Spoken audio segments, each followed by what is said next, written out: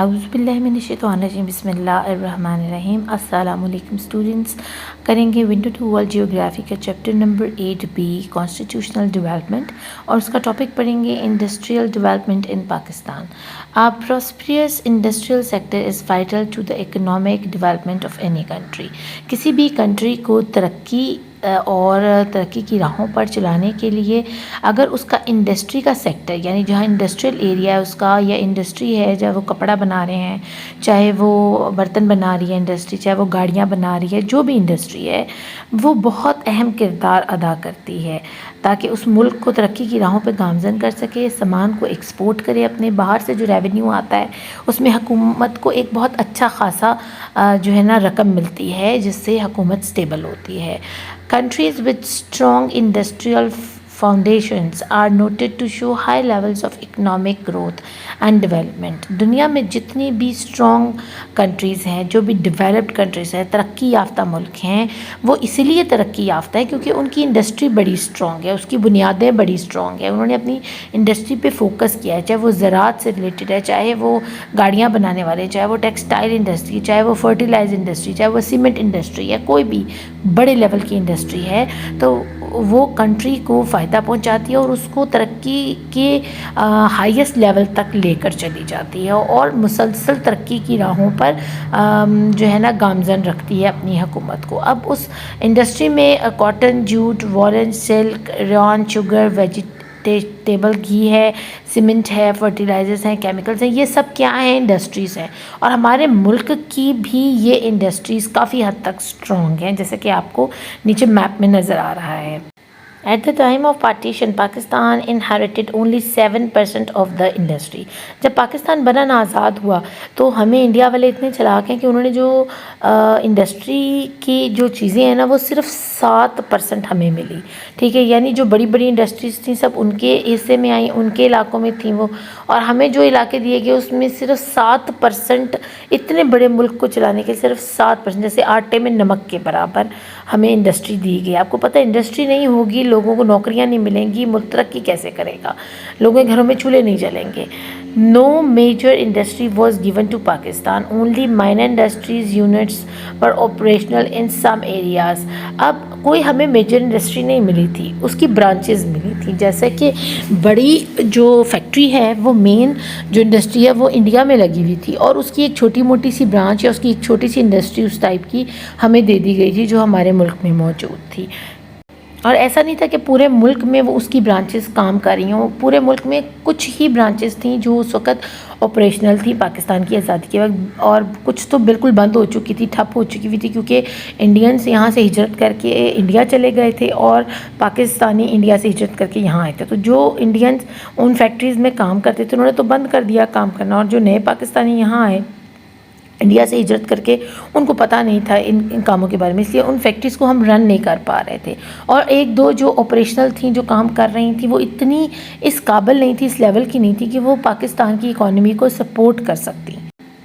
There was not a single ordnance factory to support the military needs of the most vulnerable country۔ اب ہماری اتنی قیمتی ہمارا یہ ملک تھا اور اس کی آرمی کو اسلحہ فراہم کرنے والی آرڈیننس فیکٹری ایک بھی نہیں تھی ہمارے پاس جو کہ اسلحہ بناتی یا ٹینکس بناتی یا ہمارے لیے گولیاں بناتی یا ہمارے لیے اسی طرح کے دوسرے ہتھیار بناتی۔ آرڈیننس فیکٹری کیا ہوتی ہے؟ جو ملک کی دفاع کے لیے اسلحہ بناتی ہے، ٹھیک ہے نا، دہشت گردی کے لیے نہیں، جو ملک کی حفاظت کے لیے آرمی کو سپلائی کرتی ہے اسلحہ، وہ والی کوئی فیکٹری ہمارے ملک میں موجود نہیں تھی۔ یعنی اگر خدا نہ خواستہ ہمارا ملک فوراً کسی جنگ کی شکل میں جاتا تو اس کے پاس ہتھیار ہی نہیں تھے اس اپنے دشمن سے لڑنے کے لیے ہماری آرمی کے پاس۔ Government of Pakistan has devised many policies over time to develop the country industrial sector since 1947۔ 1947 سے لے کر اب تک پاکستان کی حکومت نے بہت ساری ایسی پالیسیز وضع کیں، لوگوں کو بتائیں کہ وہ کس طرح اپنی اس انڈسٹریل سیکٹر کو ڈیولپ کر سکتے ہیں، ترقی دے سکتے ہیں۔ Many industrial units have been set up in the past 70 years and currently Pakistan industrial sector accounts for about 24% of the GDP۔ اب GDP کیا ہوتا ہے؟ Gross Domestic پروڈکشن جو ہم پروڈیوس کرتے ہیں نا، یعنی ایک سال میں کسی فیکٹری نے کتنی چیزیں بنائی ہیں اور اس پہ کتنا خرچہ آیا اور اس میں سے کتنی بچت آئی اور کتنا ہمیں فائدہ ہوا. تو جیسے کہ پورے سال پورے مہینے میں ہمارے گھر میں جتنے کمانے والے ہوتے ہیں نا، وہ لا کے ماں کے ہاتھ کے اوپر پیسے رکھتے ہیں کہ امی ہم نے اس مہینے میں اتنی کمائی کی. کوئی ریسٹورینٹ میں کام کر رہا ہے، کوئی بینک میں کر رہا ہے، کوئی اپنی دکان چلا رہا ہے، تو وہ سب اپنے ماں کو لا کے دیتے ہیں کہ جی یہ ہم نے کمایا اور یہ ہمارا اوپر سے فائدہ ہوا اس میں سے. تو ماں کو بڑی خوشی ہوتی ہے کیونکہ ماں کو گھر بیٹھے بٹھائے اتنی ساری رقم مل جاتی ہے. تو اسی طرح جو ہمارے انڈسٹریل سیکٹر ہے نا، 1940 سے لے کر ابھی تک ان 70 سالوں میں ہماری انڈسٹری کا سیکٹر آہستہ آہستہ آہستہ ڈیولپ ہوتا گیا، اور اب وہ GDP کی شکل میں پورے سال کی کمائی میں جو بھی بچت آتی ہے اس میں حکومت کا حصہ رکھتا ہے، اور وہ 24% حصہ بنتا ہے جو حکومت کو دیا جاتا ہے. یعنی 24% حکومت جو پورا 100% اپنے ملک پر خرچ کر رہی ہے نا، ان پیسوں میں سے 24% پیسے جو ہیں وہ اسی انڈسٹریل سیکٹر سے آ رہے ہیں. At present there are many large and small textile manufacturing units in Pakistan. اب اس وقت بالکل حال کے دور ہمارا چل رہا ہے، چھوٹے بڑے کئی کپڑے بنانے والی فیکٹریز ہیں جو کام کر رہی ہیں، بڑے بڑے یونٹس ہیں، چھوٹے بھی ہیں بڑے بھی ہیں. Other important industries of Pakistan are cement, vegetable oil, fertiliser, sugar, steel, machinery, tobacco, paper, cardboard, chemicals and food processing. اب اس کے علاوہ جو انڈسٹریز کام کر رہی ہیں نا، میجر انڈسٹریز، ان میں یہ ان سب کے نام ہیں. ان میں سبزیوں کا تیل بنانے والی، ٹھیک ہے، سیمنٹ کی، ہماری کھادیں بنانے والی، ہماری چینی، اسٹیل کی مشینری بنانے والی، یعنی اسٹیل سے بنی ہوئی چیزوں کی مشینری جو ہوتی ہے، مشینیں اسٹیل سے بنی ہوئی. اور اس کے علاوہ تمباکو جو کہ سگریٹس وغیرہ میں استعمال ہوتا ہے. اس کے علاوہ کاغذ، کارڈ بورڈ اور کیمیکل اور فوڈ پروسیسنگ. فوڈ پروسیسنگ کیا ہوتی ہے کہ کسی کھانے کو پریزرو کر دیا جاتا ہے ڈبوں میں پیک کر کے، تاکہ وہ 2 3 4 مہینے چل سکے بغیر خراب ہوئے. تو یہ والی انڈسٹریز بھی بہت ہائی لیول گروتھ پر جا رہی ہیں. جیسے فوڈ پروسیسنگ میں آپ KNN تو خیر انٹرنیشنل لیول پر ہے، لیکن سبریسو اور صوفی جو ہے نا وہ ہماری پاکستان کی انڈسٹریز ہیں جو کہ فوڈ پروسیسنگ کرتے ہیں، نگٹس وغیرہ اور چکن کے دوسرے پروڈکٹس جو دیتی ہیں، کباب اور اس میں بہت ساری چیزیں. اور میرے تو منہ میں پانی آ رہا ہے یہ ساری باتیں کر کے. اب آگے چلتے ہیں، ریڈنگ کرتے ہیں. لیکن بچوں اس سے پہلے آپ جتنے بھی میں نے یہ نام لیے نا، ان سب کو زبانی آپ نے یاد کرنا ہے بہت اچھے سے کہ پریزنٹ اس وقت ایٹ پریزنٹ ہماری جو کنٹری میں انڈسٹریل لیول پر جو سیکٹر میں کام کر رہی جون سی فیکٹری وہ کون کون سی ہیں، کس کس شعبے سے تعلق رکھتی ہیں. آگے پڑھتے ہیں. سیالکوٹ از فیمس، اور یہ صرف ہمارے ملک میں نہیں دے رہی ہیں، یہ بنا کر ہمارے ملک میں بھی ڈسٹریبیوٹ کرتی ہیں اور ایکسپورٹ بھی کرتی ہیں، باہر کے ملکوں میں بھی یہ چیزیں ہماری جا رہی ہیں. Sialkot is famous for the manufacturing of sports goods and surgical instrument. کون نہیں جانتا کہ سیالکوٹ میں پوری دنیا میں جتنے بھی اسپورٹ کا کھیلوں کا سامان جاتا ہے نا وہ ہمارے سیالکوٹ سے بن کر جاتا ہے، اور لوگ بہت پسند کرتے ہیں اور پریفر کرتے ہیں. اور ابھی فیفا ورلڈ کپ جو ہوا تھا اس میں بھی قطر کے اندر ہمارے ہی فٹ بال، سیالکوٹ کے بنے فٹ بال ہر ٹیم نے استعمال کیے ہیں. اور اس کے علاوہ سرجیکل انسٹرومنٹ بنتے ہیں، یعنی جو آپریشن میں جو بھی انسٹرومنٹ، چھری، کانٹے اور وہ جو ان کے جو بھی اوزار استعمال ہوتے ہیں آپریشن کے دوران، وہ سارے یا آپریشن نہ بھی ہو تو جو بھی ڈینٹسٹ وغیرہ استعمال کرتے ہیں دانتوں کو چیک کرنے کے لیے، یا اور اس طرح کے انسٹرومنٹس جو کہ سرجیکل ہیں جو کہ آپریشنز میں استعمال ہوتے ہیں، وہ سب سیالکوٹ میں بنتے ہیں. تو سیالکوٹ میں 2 بڑی چیزیں کیا بنتی ہیں، ایک تو ہماری کھیلوں کا سامان جو پوری دنیا میں جاتا ہے، بہت پسند کیا جاتا ہے، اور دوسرا آپریشن کے جتنے اوزار ہیں، انسٹرومنٹس ہیں، وہ بھی پوری دنیا میں بہت مشہور ہیں کیونکہ ہم یہاں پر بہت بہترین، بہت اسموتھ وہ انسٹرومنٹس بناتے ہیں. اب جہاں انڈسٹری کی ڈیولپمنٹ ہوئی ہے وہاں ایجوکیشنل ڈیولپمنٹ کیا ہوئی پاکستان میں اب تک، پاکستان کے آزاد ہونے سے لے کر. The government of Pakistan considered education to be the basic right of every citizen. کیونکہ ہمارا ملک اللہ کے احکامات اور آپ صلی اللہ علیہ وسلم کی سنت پر بنا ہے، تو اللہ پاک نے کیا فرمایا ہے کہ آپ صلی اللہ علیہ وسلم نے فرمایا کہ ہر مسلمان مرد عورت پر علم حاصل کرنا جو ہے نا وہ فرض ہے. تو وہ علم حاصل کرے، وہ دینی ہو وہ دنیاوی ہو، دونوں علم حاصل کرنا ہم پہ فرض ہے.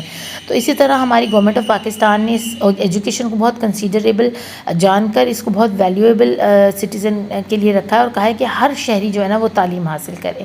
دس is because an educated population plays a vital role in the development and prosperity of any country. کیونکہ کسی بھی ملک کی ترقی میں اس کے شہریوں کا بہت بڑا ہاتھ ہوتا ہے، اور اگر وہ شہری اچھے پڑھے لکھے ہوں گے تو وہ اپنے ملک ملک کو اتنی ہی زیادہ جلدی ترقی کی راہوں پر لے کر جائیں گے اور ترقی دلوائیں گے. Although many 5 years plans to improve literacy were introduced and many education policies have been drafted over the last 70 years, the literacy rate of the country has not improved significantly. بے شک 5 سال کے پلانز آئے ہیں تعلیم کو improve کرنے کے لیے، بہتری لانے کے لیے، لوگوں کو لٹریسی ریٹ بڑھانے کے لیے، لوگوں کے اندر ایجوکیشن کی طرف رجحان کرنے کے لیے، لوگوں کو تعلیم دینے کے لیے کہ وہ پڑھنے کی طرف جائیں. اور پچھلے 70 سالوں سے اب تک اگر ہم باقی ملکوں کو دیکھیں نا تو ان کی لٹریسی ریٹ کیا ہے؟ ان کا لٹریسی ریٹ 99% ہے. ہمارا لٹریسی ریٹ کیا ہے؟ ہارڈلی ہمارا لٹریسی ریٹ جو پاکستان کا ہے وہ 25 سے اوپر جا ہی نہیں رہا. یعنی پورے پاکستان کی آبادی میں سے 25 یا 30% لوگ ہیں جو نارمل تعلیم حاصل کرتے ہیں، اور 10 سے 15% لوگ ہوں گے پورے پاکستان میں جو ہائی لیول پر ایجوکیشن جو ہے نا ہائر اسٹڈیز کرتے ہیں. تو لٹریسی ریٹ ڈاؤن ہونے کی وجہ سے کنٹری کی امپروومنٹ جو ہے نا بہت زیادہ اس پر فرق پڑ رہا ہے. ٹھیک ہے نا، لوگوں کو ٹیکنالوجیز کا پتہ نہیں ہے، لوگوں کو ٹک ٹاک تو چلانی آ گئی ہے، لوگوں کو واٹس ایپ اور اسنیپ چیٹ اور یہ ڈانس کرنے تو آ گئے ہیں، لیکن ان کو اس موبائل کا صحیح استعمال کرنا نہیں آیا، ان کو ٹیکنالوجی کو یوز کرنا نہیں آیا، ان کو ٹیکنالوجی کے ذریعے اپنے ضروری ڈیلی روٹینز یا ڈیلی کاموں کو آسان کرنا نہیں آیا. ٹھیک ہے نا، ان کے لیے بستر پر لیٹ کر ٹک ٹاک دیکھنا اور ساری رات فیس بک چلانا تو بہت آسان ہے. وہ اس طرح اسمارٹ فون پکڑ کر اپنے آپ کو سمجھتے ہیں کہ وہ بہت کوئی ہائی فائی ماحول سے ہیں، جبکہ ان کو یہ اندازہ ہی نہیں ہے کہ انگریز نے آپ کو اس ٹک ٹاک اور اس ساری فضولیات میں پھنسا کر خود ٹیکنالوجی کی راہوں کو کیسے طے کیا. آپ اگر چائنا اور جاپان میں دیکھیں تو انہوں نے ٹک ٹاک بنانے کا مقصد یہ تھا کہ ان کی جو جتنی نوجوان نسل ہے اگر کوئی نئی انوینشن کرتی ہے یا کسی پہلے سے انوینٹ چیز کو مزید اس میں کوئی ڈیولپمنٹ لاتی ہے یا چینجز لاتی ہے یا اس کو بیسٹ یا بہتر کرتی ہے تو وہ ٹک ٹاک پر ایک چھوٹی سی ویڈیو ڈالے اور اس ترقی جو ہے نا اپنی یہ چیز لوگوں کو کم وقت میں بہت سارے لوگ اس سے فائدہ اٹھا سکیں. تو اور ہمارے یہاں کیا ٹک ٹاک یوز ہو رہا ہے؟ صرف ڈانسنگ پروگرام کے لیے، بکواس کے لیے، لطیفوں کے لیے، ایک دوسرے کو ذلیل کرنے کے لیے. تو بس یہی ہے کہ انسان کو اللہ نے راستہ دے دیا ہے، 2 راستے ہیں، اب اس کی مرضی ہے کہ اس نے کس طرح. اب یہ موبائل فون آپ کو جہاں ترقی کی راہوں پر لے کر جا سکتا ہے وہاں آپ کو جہالت کے اندھیروں میں بھی دھکیل سکتا ہے. یا آپ کی مرضی ہے کہ جب آپ نے فون کی اسکرین کے اوپر ٹچ کرنا ہے تو آپ نے کس والے راستے کو چننا ہے، اچھائی کی طرف جانا ہے یا برائی کی طرف جانا ہے. تو آپشن سارے اس موبائل کے اوپر موجود ہیں. آپ ایک وقت میں یوٹیوب پر اپنے لوگوں کے فالتو وی لاگرز اور بلاگز وغیرہ دیکھ سکتے ہیں، یا کوئی آپ انفارمیٹیو انٹروڈکٹری فلم دیکھ کر اپنے ایجوکیشن یا اپنی انفارمیشن میں اضافہ کر سکتے ہیں. تو آپ کی مرضی ہے آپ اپنا ٹائم کس طرح ویسٹ کرنا چاہتے ہیں یا اس ٹائم کو اپنے لیے فائدہ مند بنانا چاہتے ہیں. تو اب نیکسٹ ریڈنگ کر لیتے ہیں. اب ایسا نہیں ہے کہ ہمارے ملک کے جو نوجوان ہیں وہ تعلیم حاصل نہیں کرنا چاہتے، لیکن بعض اوقات ان کے گھروں کے حالات اس قابل نہیں ہوتے یا ان کو فائنینشلی پرابلم فیس کرنی پڑتی ہے کہ وہ اپنی فیسیں نہیں ادا کر پاتے اور اچھی تعلیم حاصل نہیں کر پاتے. تو اس کے لیے کیا کیا ہے حکومت نے؟ Some measures had been taken to bring an improvement in the education sector. کچھ انہوں نے اس قسم کے کام کیے ہیں جس کی وجہ سے ایجوکیشن سیکٹر کو امپروو کیا جا سکے. وہ پہلا کام ہے increase budget for the education department. Education department کو حکومت زیادہ پیسے دے تاکہ وہ فیسیں کم کر کے اچھی تعلیم ہر گھر ہر بچے تک پہنچا سکے. یعنی فیس کم ہوگی لیکن جو وہاں پڑھانے والے ہیں ان کو پوری تنخواہ ملے گی، اچھی تنخواہ ملے گی تو وہ دل سے پڑھائیں گے، اور جو بچے ہیں وہ زیادہ سے زیادہ اسکول میں داخلہ لیں گے کیونکہ ان کی فیس کم ہوگی یا بالکل معاف کر دی جائے گی تاکہ وہ فری تعلیم حاصل کر سکیں. Imparting teachers training. اب ٹیچرز کو گاہے بگاہے ہر منتھ کے اینڈ پر ایک ٹریننگ سیشن ان کا ہونا چاہیے کہ جو نئی ٹیکنالوجیز آئی ہیں بچوں کو پڑھانے کی وہ ٹیچرز کو ٹرین کیا جائے اس کے مطابق. ٹھیک ہے نا.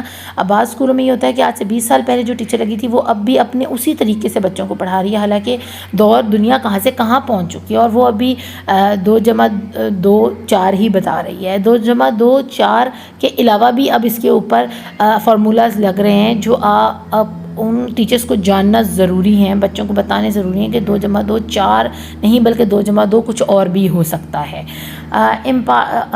Improving the infrastructure of educational institution. اب اسکولوں کی حالت بہتر کی جائے اور کمرے بڑے کیے جائیں, ہوادار کیے جائیں, تاکہ زیادہ سے زیادہ بچے ایک کلاس روم میں بیٹھ سکیں, ٹھیک ہے. اور جو ان کی عمارتیں آج سے کوئی 20-25-30 سال پرانی عمارتیں جو گرنے والی ہوئی ہیں, کس طرح ماں باپ ڈر کے ہمارے بچوں کو بھیجیں گے نہیں کہ بھائی ہمارے بچوں کی زندگی زیادہ اہم ہے, بجائے اس کے کہ ہم فری پڑھانے کے لیے بھیجیں اور وہ چھت ہمارے بچوں کے اوپر گر جائے. تو اس کے لیے اس کا انفراسٹرکچر جو ہے نا, کہ ایک پلے گراؤنڈ ہو اچھا, بہت بڑا سا پانی کا انتظام ہو, واش روم کا انتظام ہو, بچوں کے آڈیٹوریم ہو اسکول کے اندر سرکاری لیول کے اوپر, اور بڑی بڑی کلاس رومز ہوں, اچھے اسکولز بنائے جائیں, یا جو بنے ہوئے ہیں انہی کو رینوویٹ کیا جا سکے. Constructing more schools and improving existing ones. جو پہلے سے بنے ہیں ان کو ایک تو ان کا بلڈنگ کو بہتر بنایا جائے, اور اس میں زیادہ سے زیادہ ٹیکنالوجی اور جیسے کمپیوٹر وغیرہ کے ہیں انسٹالیشن, وہ ہونی ضروری ہے, ٹھیک ہے. اور سیکنڈلی زیادہ اسکول بنائے جائیں, کیونکہ کچھ گاؤں میں لوگ جو ہے نا, ایک گاؤں میں اسکول ہوتا ہے اور 3 گاؤں کے بچے جو ہے نا دور دور سے اس اسکول میں پڑھنے آ رہے تھے. تو اس لیے ہر گاؤں, ہر جگہ تھوڑے تھوڑے وقفے پر اسکول موجود ہوں, تاکہ بچے آسانی سے پیدل اپنے گھروں سے اسکول آتے. یہ ایسا ممکن نہیں ہے کہ ہر بچے کے پاس سائیکل ہو, یا ان کے ماں باپ کے پاس بائک ہو, یا ان کے پاس گاڑیاں ہوں. تو جو غریب لوگ ہیں ان کے لیے بہت مشکل ہے اپنے بچوں کو اسکول بھیجنا, ایک وقت کی روٹی ان کے لیے مشکل ہے. تو اگر اسکول نزدیک ہوگا تو بچہ گھر سے پیدل جلد اسکول پہنچ جائے گا, اور ماں باپ بھی پریشان نہیں ہوں گے, اور اس طرح وہ پڑھ لے گا آسانی کے ساتھ. Promoting technical and vocational skills based education. اب صرف کتابیں ہی نہ پڑھائی جائیں, بلکہ 2-3 پیریڈز ایسے ہوں کہ ان کو ٹریننگ دی جائے کہ کوئی چیز بنتی کیسے, تاکہ وہ جب بلب بنانا, یا استری ٹھیک کرنا, یا گھر کی تاریں ٹھیک کرنا, یا پنکھا ٹھیک کرنا, یا سائیکل یا بائک ٹھیک کرنا, اس قسم کی ان کو تعلیم جائے, یا پودے اگانا سکھائی جائیں ان کو, یا پودوں کا خیال سکھایا جائے کس طرح رکھا جاتا ہے, یا اس کے علاوہ اور بہت سارے روبوٹس بنانا, روبوٹک چیزیں بنانا, ڈیجیٹلائز کس طرح کرنا ہے کسی چیز کو, یا کمپیوٹر کا استعمال اچھے سے ان کو کرنا سکھایا جائے. تو یہ بھی حصہ ہو اس تعلیم کا, صرف سوکھی کتابیں پڑھا کر ان کو گھر نہ بھیج دیا جائے, کیونکہ بچوں کو کچھ سمجھ نہیں آتا.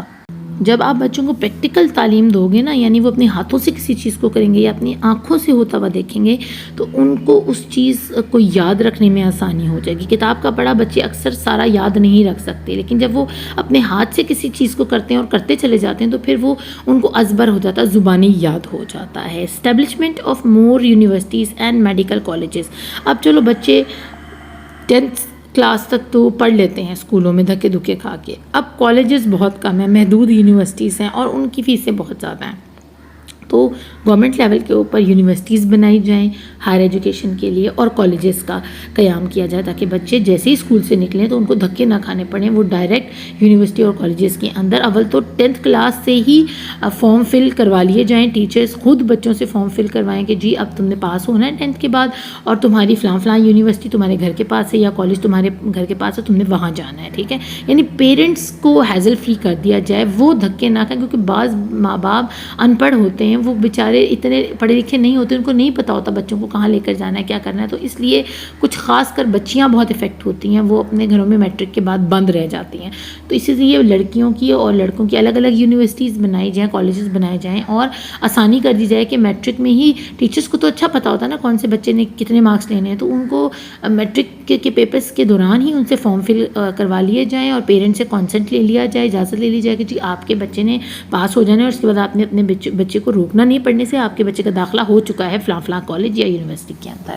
تو یہ امپرومنٹس کرنے کی ضرورت ہے, جو کہ کرنے کی کوشش کی گئی اور کی جا رہی ہے. The literacy rate in Pakistan. Pakistan کا لٹریسی ریٹ کیا ہے وہ پڑھ لیتے ہیں. As per the census of 1951 میں جو مردم شماری ہوئی, مردم شماری کیا ہوتی ہے, سینسس کہ ہر گھر میں دروازہ کھٹکا کے بتاتا ہے آپ کے گھر میں کتنے مرد ہیں, کتنی عورتیں, کتنے بچے, کتنے بوڑھے, ان کی ایجز کیا ہیں, ٹھیک ہے نا. تو اس کو مردم شماری کہتے ہیں, اور حکومت کو پتہ چلتا ہے کہ اس کے پورے ملک میں کتنے بچے ہیں, کتنے بوڑھے ہیں, کتنے جوان ہیں, کتنی عورتیں, کتنے مرد ہیں, اور پورے ملک کی کتنی آبادی ہے. تو اسے سینسس کیا جاتا ہے. تو جو 1951 میں سینسس کیا گیا پاکستان بننے کے تقریباً 4 سال بعد, تو واز 16% ہاؤ ایور. تو اس میں پتہ چلا کہ 16% لوگ ہیں جو پڑھے لکھے ہیں, ٹھیک ہے نا. اس مردم شماری میں یہ بھی پوچھا جاتا ہے اگر آپ کے گھر میں بچے ہیں کون سی کلاس میں ہیں, بڑے ہیں تو وہ کہاں تک پڑھے ہیں, عورتیں ہیں تو وہ کہاں تک پڑھی ہیں.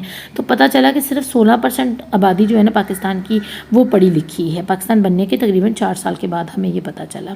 اب as the population census of 2017، جب 2017 میں یہ پتہ لگایا گیا کہ اب پتہ چلے کہ لٹریسی ریٹ کیا ہے 1951 کے سینسس کے کمپیریزن میں، تو has improve since then and it now ranges from 23% to 85% of the population across different areas of Pakistan.